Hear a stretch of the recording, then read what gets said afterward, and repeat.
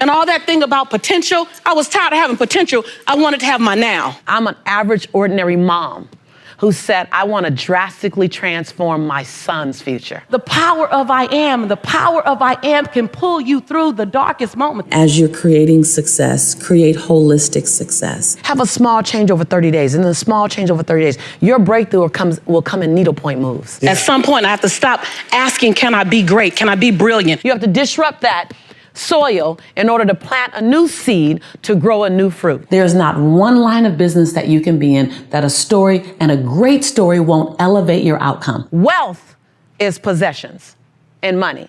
Abundance is a 360 experience. I look at my life and I wasn't supposed to be who I am today. She's an author, life coach, and motivational speaker. She's the founder and CEO of Motivating the Masses. She's also a best-selling author of 6 books. She's Lisa Nichols, and here are her top 10 rules for success. I struggled all through school. The last time I took English class, I got a fail. And my English teacher said I was the weakest writer she ever met in her entire life. The last time I took a speech class, same year, I got a D- in speech, and my speech teacher said, Lisa, quote unquote, I recommend you never speak in public, that you get a desk job. So that was the beginning of my life. That was my 19-year-old experience. And then I go on and I'm trying to figure it out. I was obedient. I went and got a job in accounting. I was in the collection department for 7 years. Y'all don't know I'm dangerous to accounting. I'm just dangerous. And I'm in collections, and you know, you should never put a broke person in collections.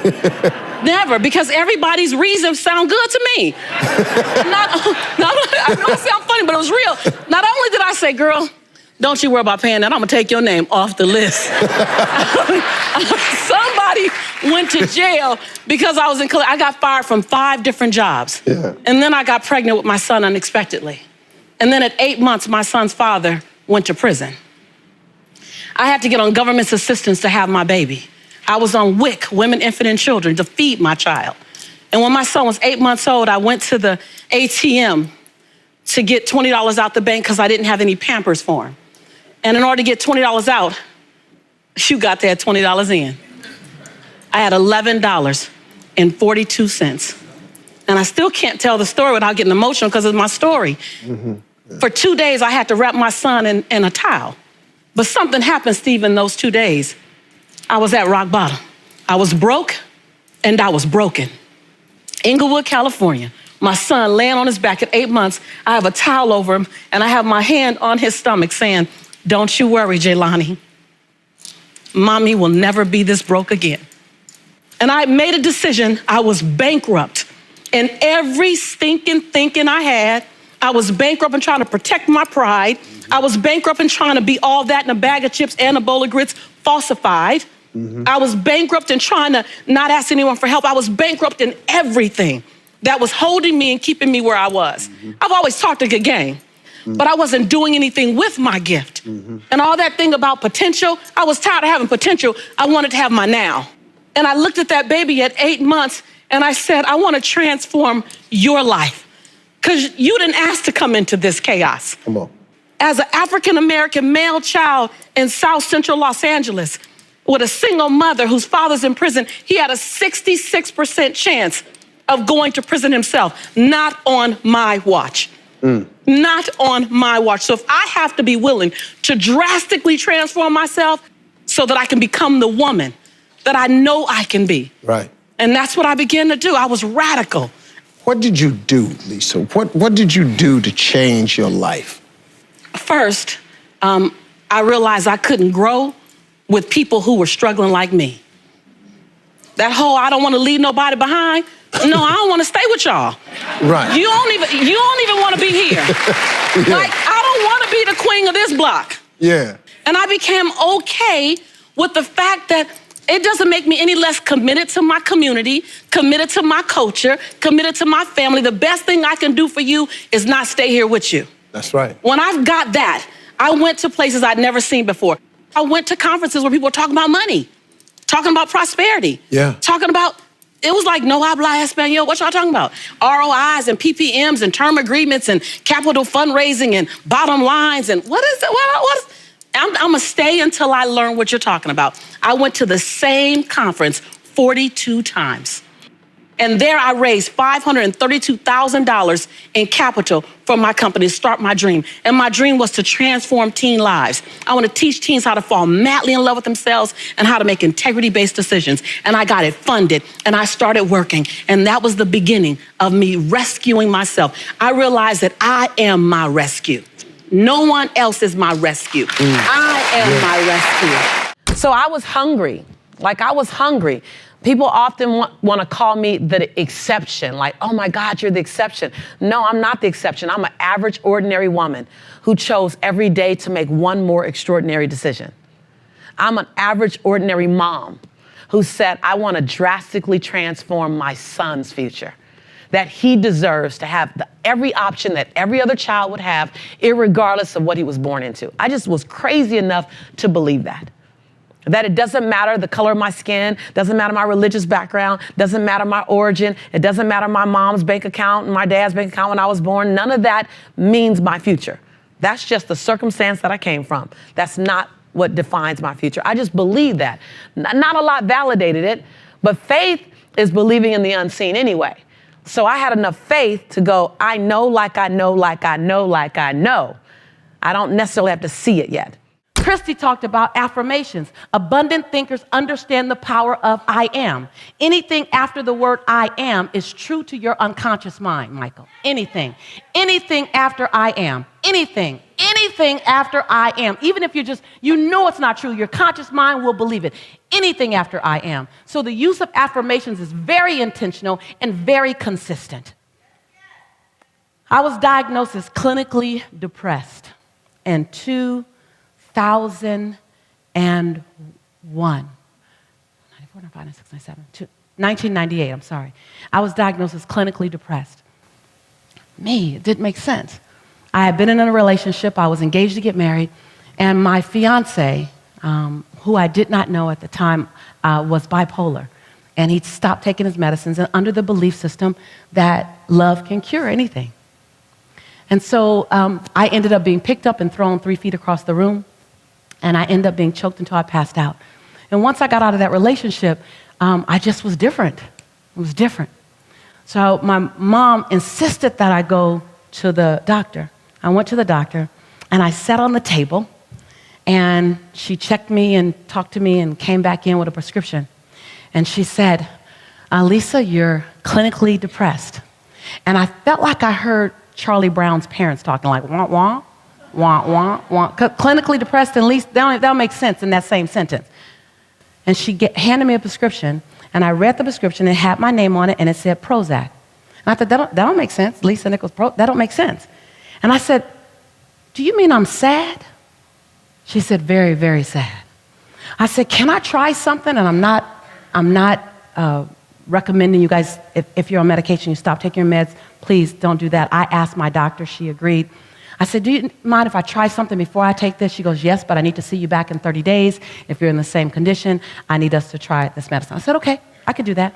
So I went home, and every day I got in the mirror, and I drilled, I am, every day. Because I realized I had forgotten who I was. I just forgot. And it was okay to forget. I just forgot. So every day for 25 minutes, I just went over the I ams. Every day, I am. And then I paralleled that with I forgive you for. Then I paralleled that with I commit to you, Lisa, every single day. I went back in 30 days, and I'm talking to her, and I'm on fire. She's just looking at me. And I'm just talking. She twisted her head again, and I'm just talking. She says, wait, I got to stop you. I said, what? She goes, what are you taking, and can I have some? I was like, I'm taking some of me. And so the power of I am can pull you through the darkest moment, the power of I am. Success is personally defined by everyone.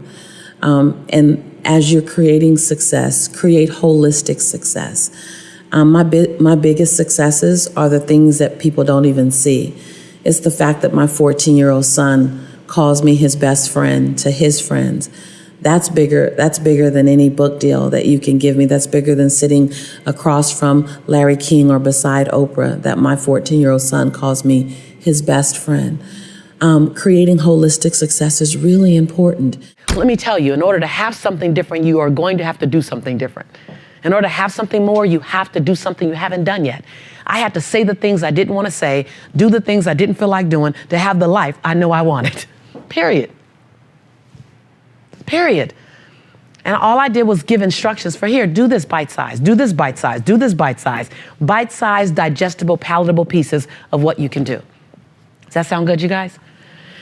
And when you look up, and you don't have to have a magnificent change over 12 months, have a small change over 30 days, and then a small change over 30 days, your breakthrough will come in needlepoint moves. And you'll look up in 5 years and not recognize your life. What's been your biggest accomplishment, you think? Bouncing back, number one, is refusing to listen to the negative chatter in my own head, refusing to listen to other people's perception of me, creating something from absolutely nothing. So I gotta, there's the books, there's the TV, there's all that stuff. But my biggest accomplishment is being willing to give myself 1,000 second chances. And every time I got to 999, I pressed reset. Yeah. I didn't ask permission, I gave notice.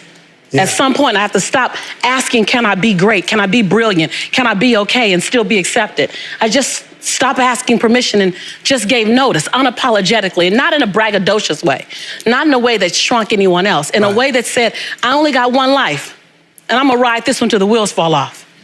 And then all the other stuff came. Wow. As a result of a decision I made. Right, but it was a decision It was a decision, but it didn't come from, a motivational experience. It didn't come from an inspiring teacher. It came from hitting rock bottom. There's so much value in what you unlearn. Sometimes the best thing you can do is unlearn some things. We're always going after learning something new because we're information junkies, because we have all these forms of information coming at us on the internet, coming at us in books, coming at us on the radio, coming at us in television, that we want to learn. But sometimes your biggest breakthrough is in what you unlearn.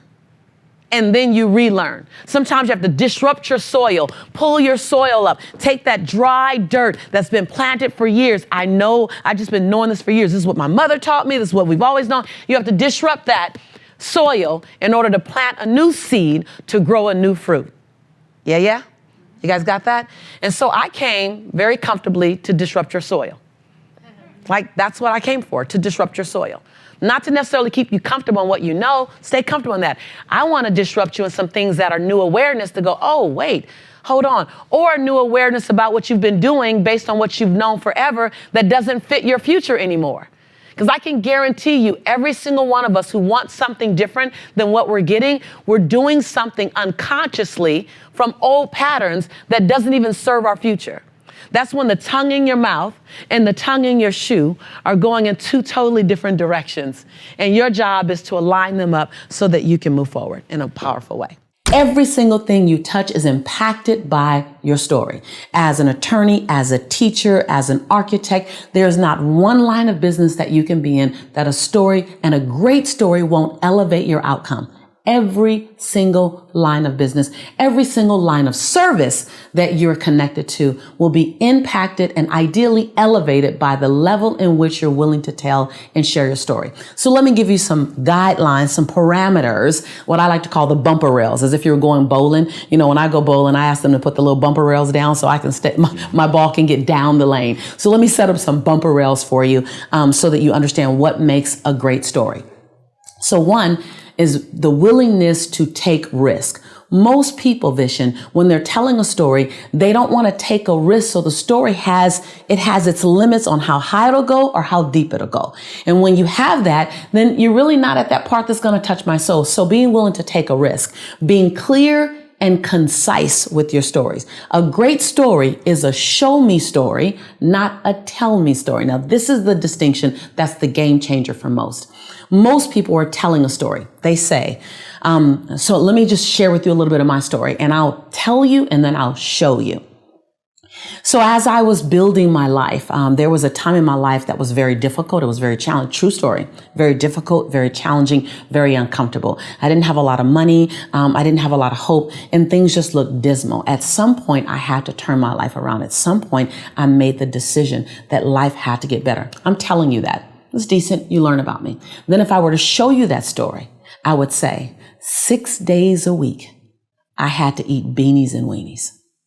I had to find money in the crevices and the corners of my couch so that I can get my son milk. There were times when my heart would beat fast just at what am I going to have tomorrow? At some point, I got sick and tired of my own story. Is this going to be my future? No, I can't handle it. Notice the difference in that second story. Wow. I completely see that. I just painted a picture. Same story. Mm-hmm. Now, the second one, when you show a story, it's going to require more of you. It's going to require you to find the colors. What were you thinking? What were you experiencing? What was going on in your head? Instead of telling me you look for money, turn and point. Now, this is anywhere. This is anywhere you are doing anything. I promise you, you become a great storyteller and you will captivate your audience no matter what you're doing. I've captivated investors. I've captivated students. I've captivated educators because I was willing to show the story. I call it unpacking the story vision. Being willing to tell me, what were you thinking? What were you feeling? What were you seeing? Think about a story as an oral movie. And so in an oral movie, think when you're looking at a movie, the first thing they do is they identify what state of time it is. Is it futuristic? Is it in the now? Was it back in the day? You notice that based on what people are wearing, how they're talking. So paint that picture for me. Take me to that environment. Set the backdrop up for me. Show me what you're going through. Instead of saying I was angry, you can tell me you were angry. But when you say the hair on the back of my neck was standing up, I felt the fumes exiting my nose. I thought that my chest was going to pop and I was going to say something that I'd regret forever. Ooh, you just showed me you were angry. Take that extra time to unpack it. Why will most people not do that? Because it requires a level of vulnerability that we're not willing to share. Myth number 2 is that abundance is singularly focused on possessions and money. Right? It's all about what you drive, what you live in, how much money you make. When in fact, this couldn't be further from the truth. Wealth is possessions and money. Abundance is a 360 experience. Abundance is a 360 experience. True abundance is your health, because if you don't have great health, life does not feel good. Abundance is relationship. And at the end of your life, literally, you will measure the quality of your life by the quality of the relationships you had. All the other stuff will fall away. That promotion you're thinking about, you're wondering about that raise, it will fall away in the area of importance when you get to the end of your life. You will begin to look at the quality of your relationships. How are your children relating to you? How are your siblings relating to you? Do you have love in your life? You literally will start looking at relationships at a higher level as you get older. So when you mind them now, you take care of them. And I know that for a fact. I have a friend who's worth $14 billion. Billion with a B. He was just partying at my house all night long, wouldn't leave, 4 a.m, go home. And he flew in from Canada to go to my New Year's party because he loves my family connection. And he doesn't have one. He is financially wealthy. He's relationship broke. Does that make sense? Abundance is a 360 experience. It's about relationships. It's about health. It's about your spiritual groundedness. That doesn't mean you have a religious origin. It's about, can you release? Can you forgive? Can you let go? Can you be still? Do you meditate? Do you have time with yourself? That has a lot to do with the quality of your life, that ability.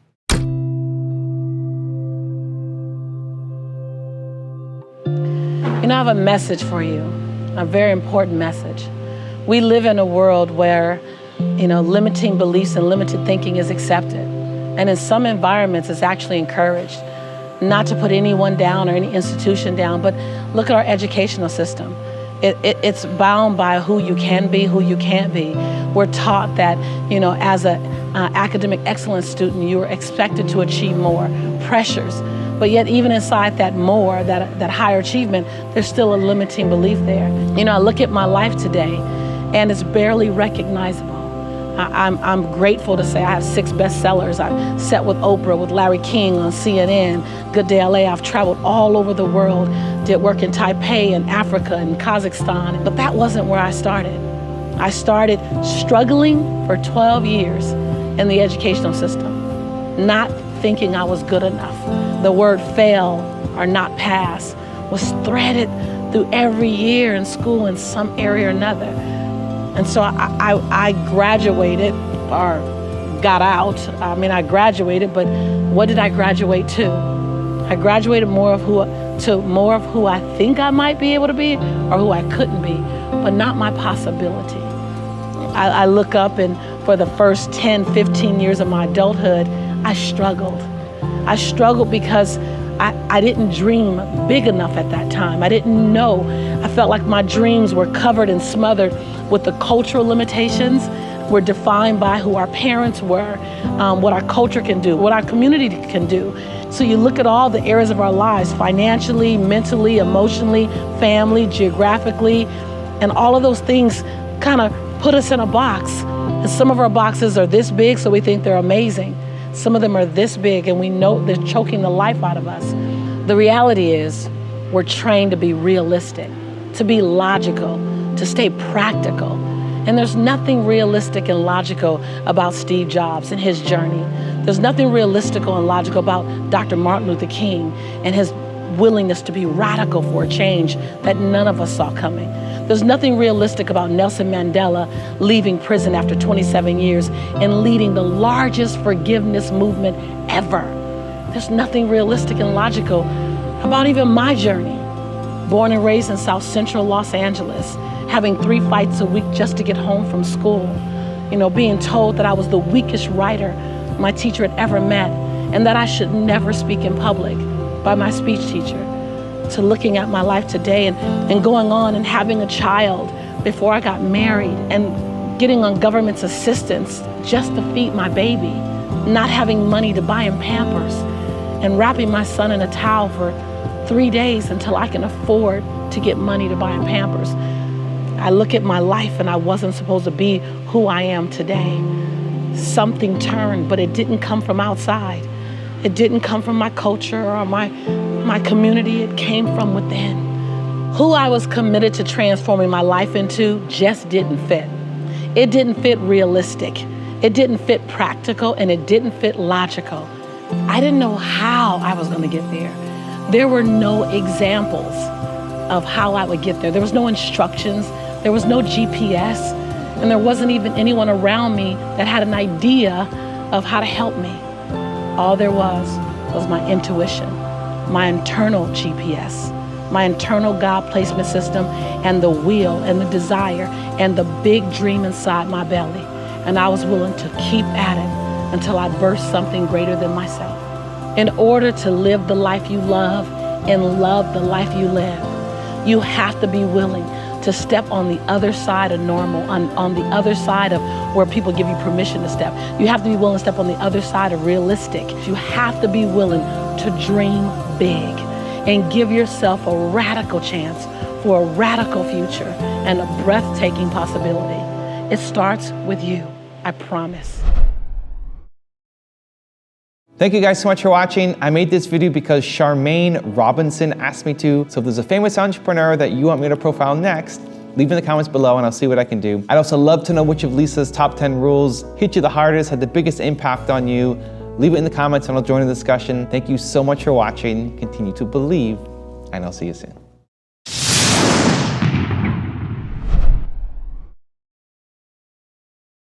You won't ever attract more money to you until you become an even greater steward of the money that you have. That when you mind your pennies, dollars will flow. But if you are currently not the best steward of the money that you have, meaning you spend it fast, you give it away, you don't know how much you have, then it's difficult for the universe to give you more of what you're not taking total and the highest level of responsibility around. That's an ouch, but it's the truth. Like, I kept wanting to make more money, but I wasn't minding the money I was making right. And when I began to mind, because my mother used to say money burns her pockets. So I thought money was hot and I had to spend it fast. And once I learned how to mind my existing money, all of a sudden I began to have space to attract more money in my space. So being a good steward of your existing dollars are very, very important, because that will bring about more prosperity. You have to recognize, and this is the part where people resist. They come to me for help all the time. Okay, great, let's find out what's in breakdown. I'm cool, I just need to get better. No, something's in breakdown. A breakdown doesn't mean you need a white jacket and you on the floor. It means something in my life isn't the exact way I want it. We always have breakdown. It's just how we manage our breakdown. Right. So the number one thing is to be authentic and transparent about what's not working. Even in your grandeur, something ain't working. Right. You know, I mean, the reality is somebody lost 40 pounds and I found it. And I'm trying to return it to its rightful owner. I'm just saying. So that's what I'm working on right now. The best thing I can do is be honest out loud about it. Right. We try to protect and hide too much. We try to defend and protect too much. We live in proving. So first thing I get them to do is what are you hiding, protecting, proving, or defending? Let's identify that. Now, what's the distance between that and where you want to be? And then the rest is, are you willing to do something you've never done before? Most people don't. They want to have a grander life, a more exciting life, doing exactly what they were doing. See, my grandmother said that conviction and comfort don't live in the same block. If you're going to be convicted about something, you might have to go through some discomfort. But if you want to stay comfortable, why don't you just relax where you are, because that's where you're going to stay. Right. And so are you willing to reinvent who you are? Are you willing to kill away the procrastination? Are you willing to kill away the excuses, the blame game? I never let people call me a single mom by my title. I'm Lisa Nichols, who happens to be a single mother. Don't define me by my circumstances. Define me by my intention. So it's just really being willing. Most change will happen here first. Right. And if you don't change there, you can win the lotto and still end up broke because you're gonna slingshot back to your mental comfort zone. Most people do.